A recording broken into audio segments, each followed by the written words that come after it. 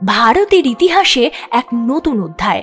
1984 সালে রাকেশ শর্মার পর এবার প্রথমবারের মতো একজন ভারতীয় যাচ্ছেন আন্তর্জাতিক স্পেস স্টেশনে। তার নাম শুভাংশু শুক্লা। কে এই শুভাংশু শুক্লা? শুভাংশু শুক্লা একজন অভিজ্ঞ যুদ্ধবিমান ও টেস্ট পাইলট।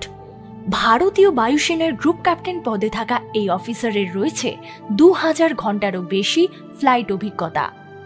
এই মিশনের নাম অ্যাক্সিওম মিশন 4 বা AX4। এটি অ্যাক্সিওম স্পেস, নাসা, স্পেসএক্স ও ইসরোর যৌথ প্রচেষ্টা। মিশনে থাকছেন 4 জন আন্তর্জাতিক মহাকাশচারী, কিন্তু সবার চোখ শুভাংশুর দিকে, কারণ তিনিই হবেন প্রথম ভারতীয় যিনি ISS এ পা রাখবেন।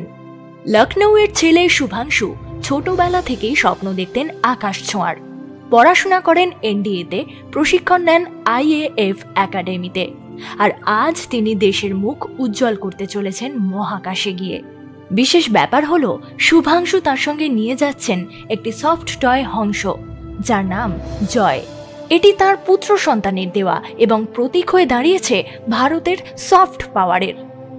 এই মিশনে শুভাংশু মহাকাশে 60টিরও বেশি বৈজ্ঞানিক পরীক্ষা চালাবেন। খাদ্য উৎপাদন, জীববিজ্ঞান, মাইক্রোগ্র্যাভিটি রিসার্চ থেকে শুরু করে উন্নত প্রযুক্তি বিশ্লেষণ পর্যন্ত।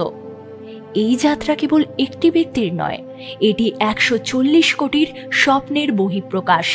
শুভাংশুর এই পদক্ষেপ ভারতকে নিয়ে যাবে সেই ভবিষ্যতের দিকে যেখানে মহাকাশও আমাদের সীমা নয়।